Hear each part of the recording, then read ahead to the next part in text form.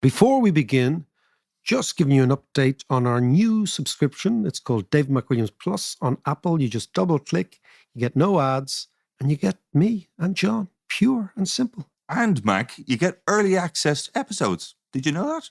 Sure, my day is made. To understand the economy, you have to understand human nature. This podcast is powered by Acast. How are you doing there? Podcast time. A bizarre podcast now because I'm talking to my old mate who's actually in the Beacon Hospital. John. Hello. You know, when we were young fellas, right? John Davis has had an extraordinary career. Max, calling these things, but in actual fact, now he's actually sick. Usually it was, I have a sore throat, I can't go to school, I'm after doing me home, the dog got me homework notebook, but now he's actually sick. How are you ahead? Look, what is wrong with you when you're getting better? I'm getting better. I'm far from 100% yet, but by Jesus, what a week that was. What, you have a disease in your hoop? Do you know what? Not quite me hoop, but do you remember last week we recorded the podcast? Yeah, and you were sick as a dog. At the time, yeah, I was going, it was a bit of a struggle, the whole thing. But later on that afternoon, I keeled over. And the pain in my in your belly, stomach, is it? Yeah. And I thought, you know yourself, you think it's a bit of this, it's a bit of that. Yeah. And anyway, it got to the point when I couldn't walk. I literally keeled over. I was sick. I was sweating. By the way, that's actually John's normal condition. That's the way I wake up on a Sunday morning. Exactly. With the DTs sweating in his own juices. Come on, anyway. So you ended up in the Beacon. I ended up in the Beacon and they took one look at me. But it turned out I have diverticulitis. But not just diverticulitis, a very acute form of it. So your Ned is completely out of sorts. Yeah, it's my guts. Yeah, it was just a really bad infection. I don't know how you get an infection there. But anyway, I got one. If we've any medics listening to the show, would you please write it to us, maybe on Twitter at David McW to explain to. But hold on, so you're on a dose of, look, you know what happens? I go away for a couple of weeks. I've been looking after him all my life. I've been looking after the young fellow all my life. I go away for a few weeks and he ends up on a gurney in the bleeding Beacon Hospital. I've been morphined out of my nut for half the week. Not for the first time, John. It works, man. It works. Buzz ain't great, but it works. But listen, you're on the mend. Yeah, no, I'm good. I should be getting out a bit later, but then I have 10 days of IV drips at home. Jesus. So there you go. Jesus. I'll be home in a couple of weeks to look after you, to mother you. I can't wait, Mac. You can come up and give me a hug. I'll give you hugs. But I have to say, I was incredibly well looked after. There was no messing around here. But particularly the nurses have been fantastic. Roisin, Claire, Amy, Annie, Nikki, Crystal, David, the whole lot have been fantastic. And I just want to say that. I know loads of people say that as a kind of a plumose. These guys are fantastic. That sounds like Girls Aloud with a bloke like David. Well, listen, great. Look, I'll be home in a week or two. Look after yourself, you big gobshite. And look after your Ned, look after your gut, okay? And stop smoking. Yes, David, yes. They told me that too. Stop fucking smoking. They told me that, but they said it's kind of stress-related as well. That's coming from you. But anyway. Do this podcast, exactly. Okay, let us move on. John is Lazarus. We thought he was brown bread about 4 days ago. He is now, the antibiotics work, the morphine works. He is now back on his feet. Thanks, bit of Jesus. Look after yourself, sunshine. Let us now talk about Taiwan. Yes, that's indeed. where I want to go to next. Do you know, John, that Ireland, remember we talked about last week, the Irish manufacturing miracle that I spoke about? Yeah. Ireland is one of the very few countries in the world that has a trade surplus with China. We actually export more to the Chinese than we import. We have a trade surplus of about 3 billion euros. What is it? Is that kind of dairy and farm produce and stuff? Speaking of things, bloods, vaccines, all sorts of stuff that we make. We export to the Chinese, and they, of course, export lots of Chinese stuff back to us. But it is interesting that Ireland has a trade surplus with China and a trade deficit with Taiwan, but much, much smaller. Right. But it shows you that, all this talk about whether there's going to be a trade war, whether there's going to be sanctions on China, et cetera, will have a massive material impact, not just on us directly, but indirectly. But before we talk about that, I'll just give you a statistic. Everyone's talking about, well, maybe there will be a trade war with China, and it'll go along the lines of what, because the West has kind of shown its hand, right? Yeah. In Ukraine. So the strategy is you arm the Ukrainians, you sanction the Russians, and that's the twin track approach.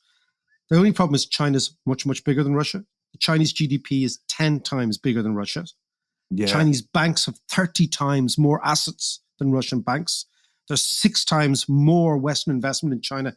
It's the top trading country in the world, second largest economy. It's an extraordinary thing. The Rand Corporation, John, who are an American think tank, right? They actually had a report a couple of years ago called, I think appropriately, Thinking the Unthinkable, which is that a war with China, a trade war with China, would slash US GDP by about 7% and Chinese GDP by about 30%. That would completely and utterly change the world. This is an issue that ain't going away. This has been building for years, though, as well. I mean, we've been speaking about this for a while, and I think COVID really showed up the weak points in the global supply chains. So this whole crisis is just an extension of that almost. Well, if you think about it, right? So the Chinese Civil War, people forget that Japan invades China, Manchuria, in the 1930s, late 20s, 30s.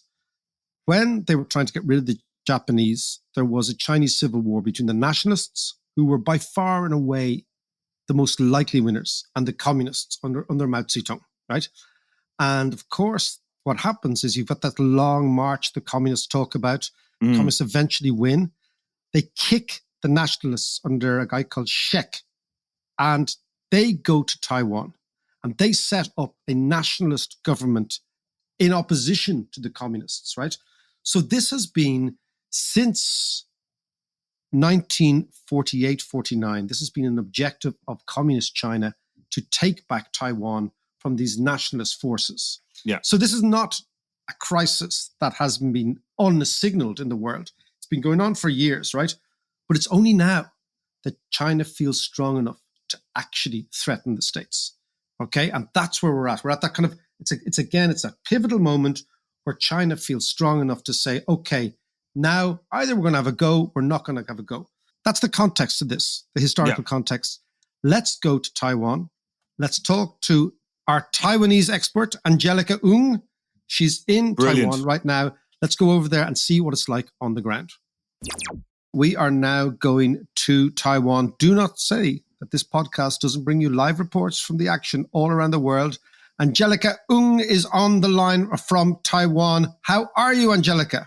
Oh, I am doing so well despite everything. And I always figure it's that time if my good friend and from Ireland and editor from around the world are asking for copies again, it must be Taiwan is the most dangerous place on earth o'clock again. Tell me, okay, what does it feel like to be in the most dangerous place on earth right now? What's going on? On the ground, the atmosphere is completely calm. Completely calm. Even after Pelosi left, I could understand when she came and nothing much was happening and people were calm. But after that, you've had basically China conducting the most intense military drills we've ever had around us since at least the 1996 Third Taiwan Straits crisis. And you can argue that this time it's even more intense. You have live fire ammunition flying over the island and dropping into Japanese waters. So it really, I think, frankly, people should be a little bit more concerned than they appear to be right now. So tell me, what's your read on everything? Because we're getting, obviously, the European view, the American view. What is the view from the region? What's the view from the island? What do you think is the view from China? Okay. Well, first of all, from Taiwan, the everyday people they're just sick of this. You know, they've been living with this for so long that they've ceased to be able to react to the day-to-day. I've only lived here for a few years. And so for me, first of all, you got to live your life. There's no way you can just, jump out of your skin every time China does this, which is, fairly often, our neighbors to the west will throw a tantrum. But this time, I think we really have to look at exactly what China is doing with those military drills. And you see 6 live sites that they've announced that goes all the way around the island. And that is starting to look like a blockade. The blockade scenario is something that's been mooted, but I personally, and when I've discussed it with people, we've assumed that it would be a physical blockade with the vessels. And if you look at what they're doing right now, it's almost like a virtual blockade. All they're saying is, watch out, missiles might fall out of the sky at these coordinates. But that's going to have, absolutely going to have an effect on commercial traffic. Nobody's going to take the risk of going through waters where their vessels might get hit. So they don't have to put an actual vessel there. All they have to do is announce. And you kind of have a virtual blockade situation. I think that's very interesting. And then, of course, you have a lot of jets going over the median line, kind of like, imaginary line halfway down the Taiwan Strait, where this side is ours and that side is theirs. That's traditionally been more or less respected. But now we're wondering, okay, now we have aircrafts coming over. Is that going to be the new normal? So there's really a lot to think about, a lot to unpack. The Taiwanese response is calm. I would say there's a lot more hysteria going on in the Chinese side because they really took the Pelosi visit as a slap to the face. And their netizens have gotten really, really riled and agitated. And They're netizens.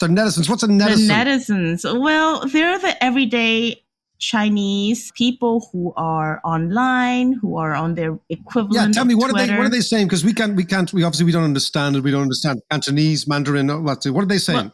Well, a good Korean economist friend of mine actually jokes that we shouldn't be agitating for democracy in China because if it's the netizens that get their way, the invasion of Taiwan would happen tomorrow.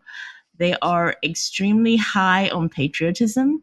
And because Pelosi's trip was telegraphed so far in advance, you had all this time for China to get mad and say, you're not allowed to come. And of course, the moment they said that, then there's no way she can not come without the Americans losing face. And the Chinese made so many outlandish threats, which fortunately they didn't carry out on. They were very calm while Pelosi was here physically. But they made so many threats that were outlandish. They kind of forgot domestically their people just got high on patriotic fervor, and they were expecting much, much more dramatic action on the part of the Chinese military. So now they're trying to, because I've even noticed, even reading the press, they're trying to spin the whole thing. But let's actually talk about, you mentioned Korea. And what fascinates me is the axis between Taiwan, Korea, and Japan. These 3 very, very pro-American countries in Asia, incredibly important to the United States, incredibly important to China.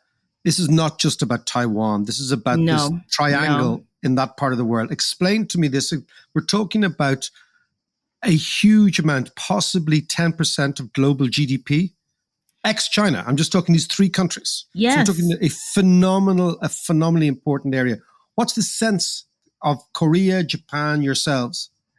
Okay, the balance of power between China and the US is changing militarily. So it used to be the US can just be guaranteeing the security for the whole region. If you remember in the 96 crisis, China were shooting missiles into the waters.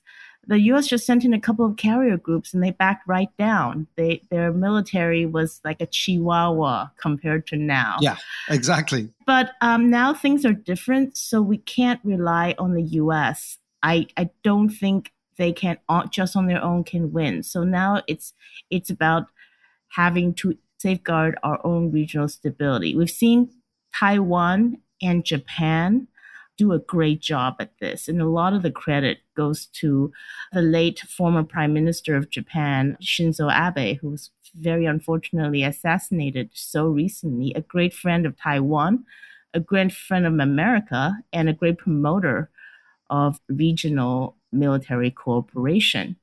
So now what we're seeing is Shinzo Abe famously said, a contingency for Taiwan is a contingency for Japan. And it's not just because we're such great friends. If you look at the geography, it forms all the archipelagos, all the way from north of Japan, all the way down to Borneo, with Taiwan right in the middle, forms what's called a first island chain. And this first island chain really keeps China in check somewhat in the region militarily. But if, God forbid, if Taiwan falls to China, then Japan would not have a moment of peace. They would completely be in China's sphere of influence. So it's really intolerable to them. It shouldn't be tolerable to them. Now, the Korea situation is a little bit complicated. So I think I have confidence that in a case of any kind of attack on Taiwan, just as the US will be involved, the Japanese will be involved. With the Koreans, it's very slightly different because they're actually attached physically to China and, of course, North Korea, their nuclear armed neighbor.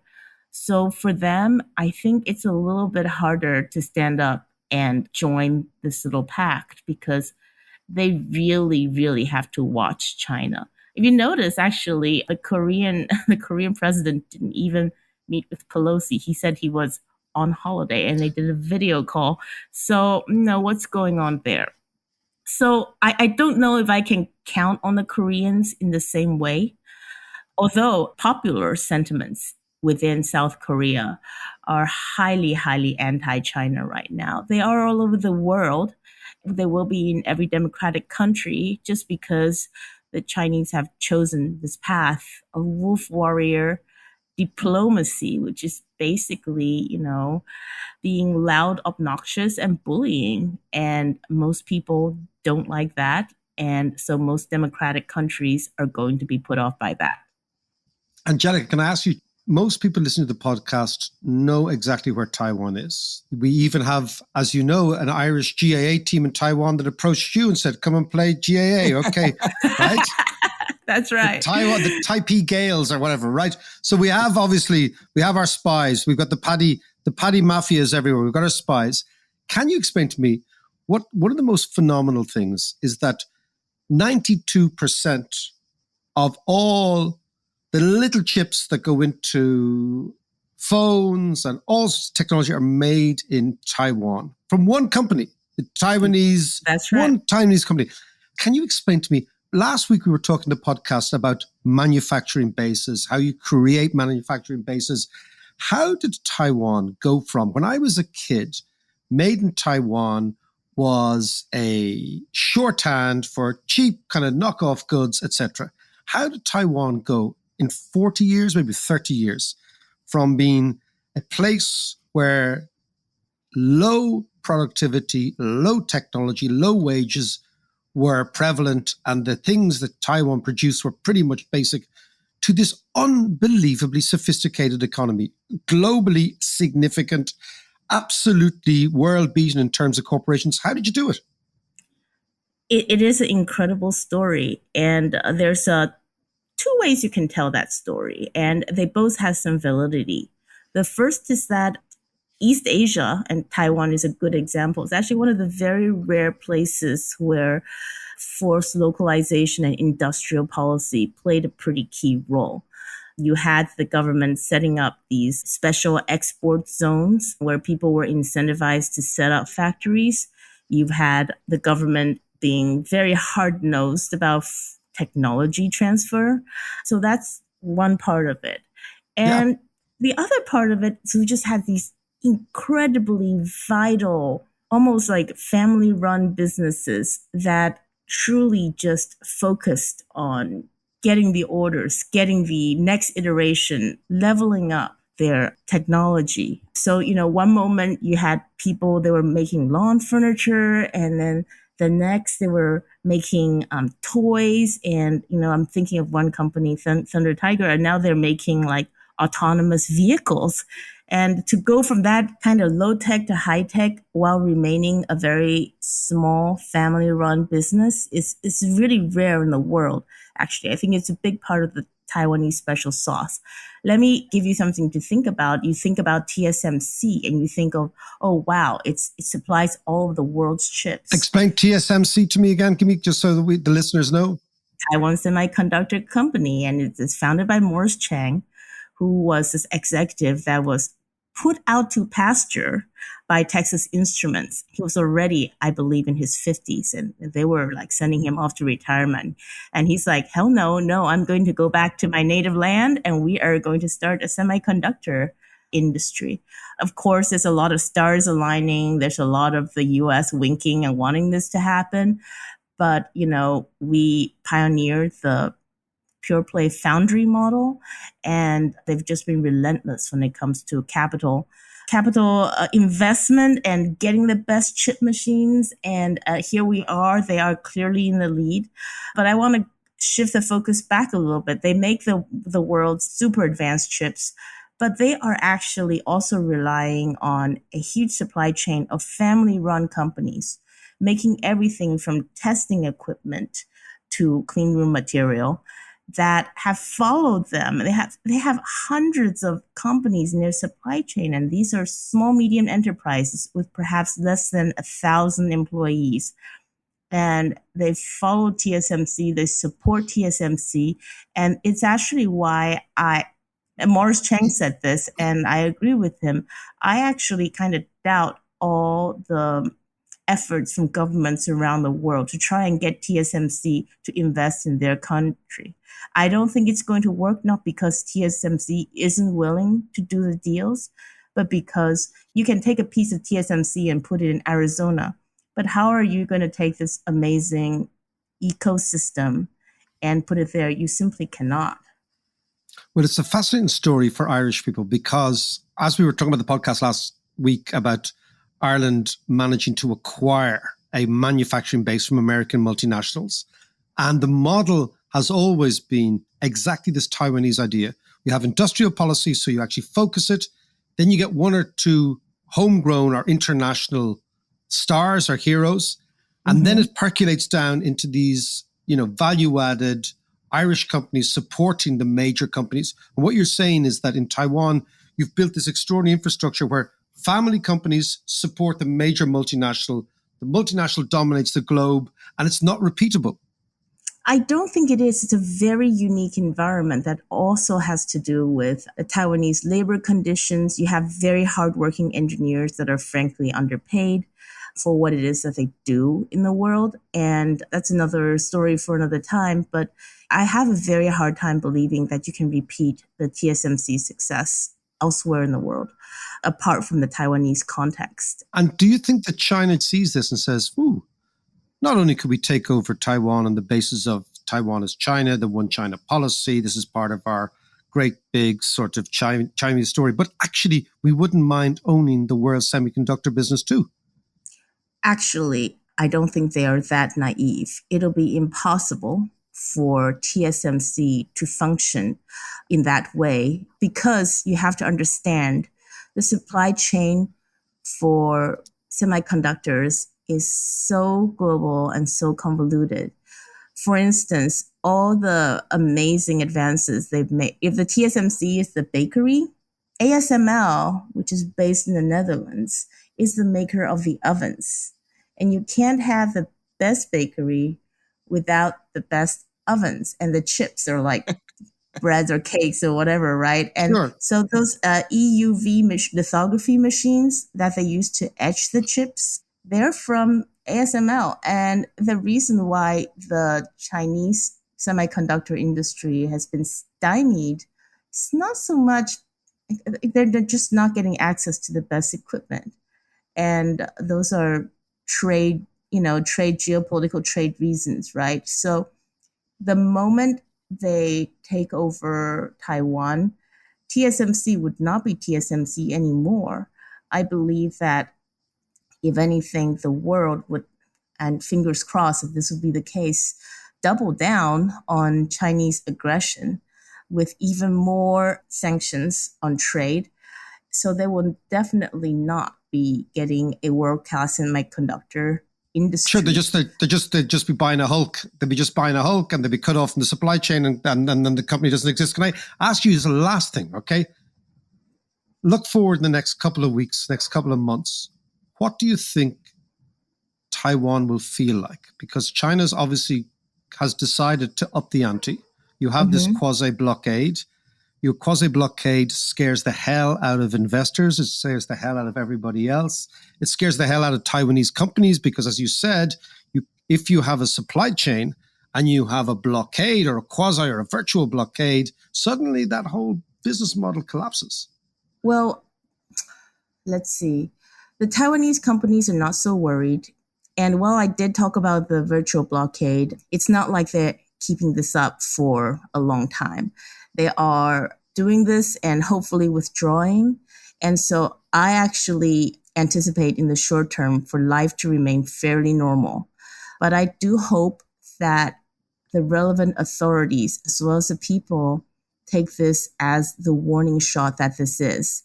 This is not merely a show of force, I believe, but an opportunity for the Chinese military to carry out some of these maneuvers, almost like a dry run.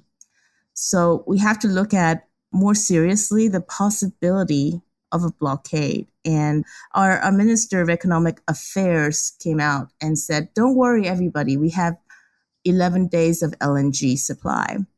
And first of all, I happen to know that's not true because it's also not very reassuring. Exactly. I think from industry sources, the real count is probably about 7 to 8 days supply. But even if it is true, 11 days is pretty pathetic when it comes to a siege scenario. You want to make sure you have fuel. You want to make sure you have food. And of course, we hope that this wouldn't happen. It would be crazy. People keep saying, Xi won't do this. This is crazy. It'll be crazy for his economy. And that's another reason we feel safer in the short term, right? Because there's so much going on in China right now, and he's looking forward to his re-election in the fall. But, we got to look beyond that. Xi has said also that he intends to get reunification with Taiwan done on his watch. So just hoping for the best is really not adequate as a response anymore. We really need to look concretely into preparing. Can I ask you, what can you do? Hold on, there is an element of Ukraine, Russia, Crimea going on here. I think it was Donald Trump put it succinctly, and this is a genuflect to John, who's a Trump obsession, but not in the good or bad way, right? But Donald Trump got out a map of the world, right? And he looked at China, and he looked at the Straits of Taiwan, and he looked at Taiwan, and he looked at the United States from Washington, and he says, hold on a second, we are 8,000 miles from these people, right? China is, 100 miles. In practical terms, if the Chinese decide in the morning, could be crazy, could be mad, could be Putin-esque, but decide, okay, now is our time. We've done the dry one. We've done the test. We can take this place. What can the world do? Well, actually, if they couldn't do what Putin did because Taiwan is an island. And to launch an amphibious assault is a very, very challenging thing. They probably wouldn't be able to do it without truly unacceptable losses on their end, too. You have to remember it's not just a matter of whether they can do it, but whether they can do it without completely ruining themselves. So it's not quite as easy as that. That's why there's more of a focus on, in my mind anyhow, we should prepare for a blockade scenario, because a blockade scenario, one in which China kind of forces Taiwan to voluntarily give up, that would be much, much more doable. So the question is then, in a blockade scenario, is Taiwan able to hold out until some sort of international consensus on what to do, how to act? And I believe that we are still capable of defending Taiwan with the right mix of US and Japanese support. But it might take some time, and that's why we have to be prepared. And we also have to strengthen our own military. The whole idea is Xi Jinping wants to get this done. And the whole name of the game is to put him on our schedule, which is never. We want him to wake up every day, take a look at the situation, and think to himself, well, not today. We just want him to keep saying that every day forever, right? That is the name of the game. And I'm optimistic about it because I honestly, and this, I might be naive, I honestly don't think that Chinese leadership is as monolithic as Russian leadership.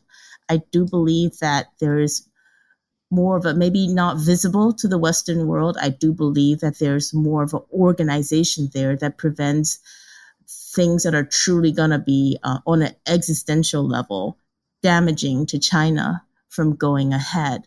But of course, we can't know that. And so that's why we absolutely have to be prepared. And I love Speaker Pelosi. I think she truly is a friend of democracy and consistent with her long-running. She went to Tiananmen Square, just a few years after the massacre, and she paid her respects there. So this is a consistent view of hers. But I can't help but wonder if coming to Taiwan was a lovely symbol of symbolic support for Taiwan, whether or not, in a strategic sense, we are now in a more complicated place. Angelica, we will leave it there. As I said to you, we're going to ask you on air live. You are invited to Kilkenomics. It is the first weekend of November. We want our resident Taiwanese expert on stage doing her thing. Are you up for it? Let's hope the stars align, David. Let's make this happen. Great stuff, Angelica. Listen, we will see you soon. Brilliant stuff. Thanks a million, Angelica. That was brilliant.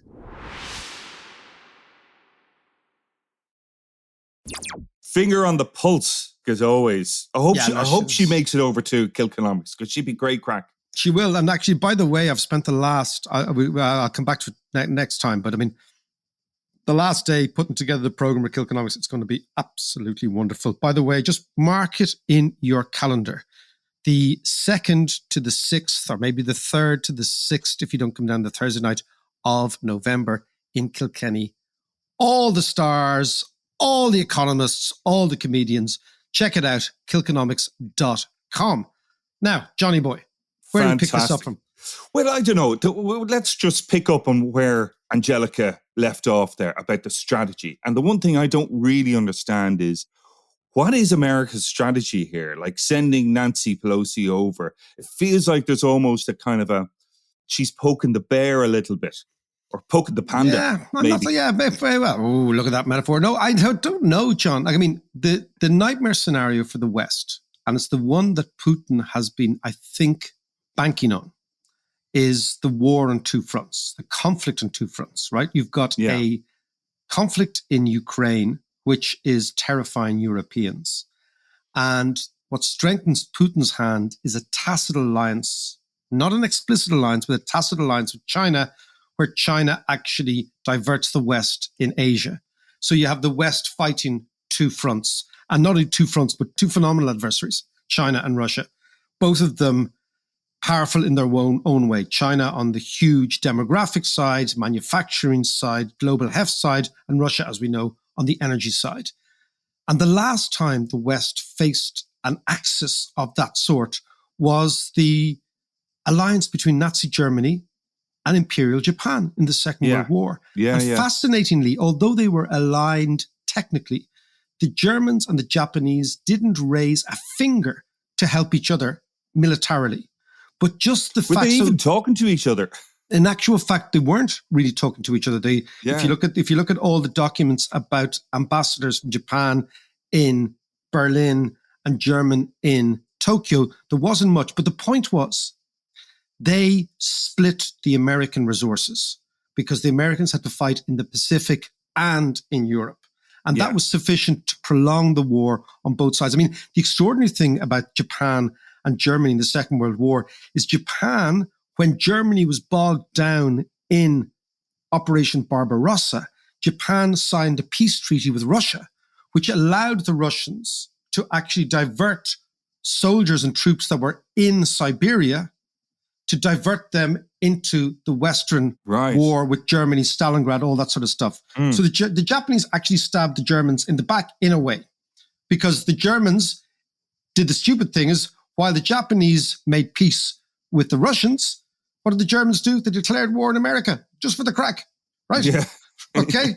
So what I'm saying is you don't have to have a coordinated frontal attack to split the resources of the United States. That's the first thing the Americans are, I think, terrified of. As to why Pelosi announced it now and not the White House, because again, Pelosi was going as the Speaker of the House. She wasn't representing the State Department of the White House. It does seem to me to be unusual timing. But as you said, she announced it in April, then nobody could back down. That sort of global diplomacy, I'm going to lose face, you're going to lose face. Yeah, yeah. I think it also, by the way, it seemed to tally with the release of Top Gun movie. So I think there's a bit of If I were you, I'd blame Tom Cruise. I would blame Tom Cruise. Do you know, John, I've never even seen Top Gun the first time. For God's sake, Mac. Actual fact, I was in America when that yoke came out, right, one summer on, I didn't even bother getting a J1, I told you, I just decided to go illegally, which was, I just couldn't be arsed. I actually spent the money that was supposed to be for the J1 on the day. I couldn't be bothered queuing up at USIT. Do you remember that place? Anyway, but I didn't see Top Gun, but you could be right. It could be all, let's blame Scientology for the whole thing, right? Yeah, absolutely. But I think one thing that's fascinating about Japan is clearly the link that the Americans are obsessed about, because Japan is America's huge, huge ally in the neighborhood. It's and has been a huge supporter of the United States. It's America's number one ally in the region. And I think we'll probably end here. We might try and go to Japan in the next couple of weeks. What happens in Taiwan, as Angelica said, is only a forerunner for what happens in Japan. Yes. And that's very, very clear that that's where the American concern is. So in a way, you know, to put the Russian-Ukrainian war into context, Taiwan is the Crimea and Japan is the real game. And that's the one we got to watch. While I have you there, listen, I just want to say thank you so much to all our Patreons who really supported myself and John throughout the last nearly 3 years, man. 3 years, wow. Oh, it's a long time. I thought it only started last week. It's such a good crack though, isn't it? It is. It's like having the dream gig, you know. Thank you very, very much. And if you do want to support us on Patreon, it's patreon.com/David McWilliams. You get ad-free, you get courses, you get chats, you can ask me questions, all sorts of stuff, and you really become part of the gang. So that's patreon.com/David McWilliams. And again, thank you very much.